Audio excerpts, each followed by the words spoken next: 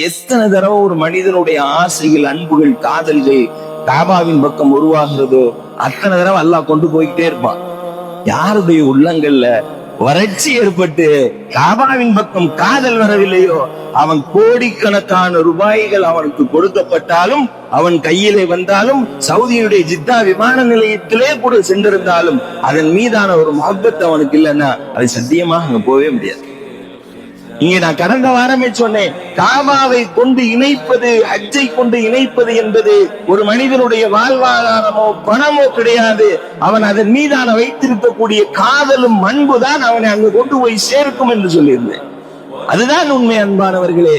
ஹஜ்ஜினுடைய மக்கூலியத், மபரூரியத் என்ன தெரியுமா? ஒரு மனிதன் நாம தொழுகிறோம், அல்லாஹ்ட்ட ஒப்புக்கொண்டதுக்கான அடையாளம் என்ன தெரியுமா? அல்லாஹ் என்ன வாக்குறுதி கொடுத்திருக்கான்? தொழக்கூடியவன் பாவத்தை விட்டு தவிர்த்திருப்பான்னு சொல்லி.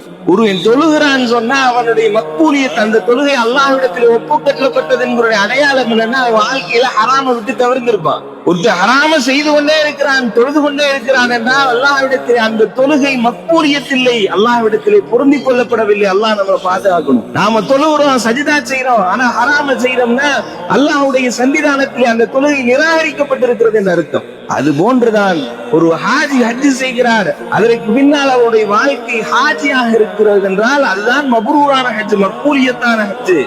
அவர் ஹாஜியாக வாழ்வார். அந்த ஹஜ் தான் அன்று பிறந்த பாலகனை போன்று அவரை ஆக்கி வைக்கும். அல்லாஹ் மறுமையில் எழுப்பப்படுகிற பொழுது அன்று பிறந்த பாலகன் எப்படி பாவம் இல்லாமல் எழுப்பப்படுவானோ அதுபோன்று அந்த ஹாஜி எழுப்பப்படுவார். அல்லாஹ் நம் அனைவருக்கும் அந்த தௌஃபீக் தருவானார்.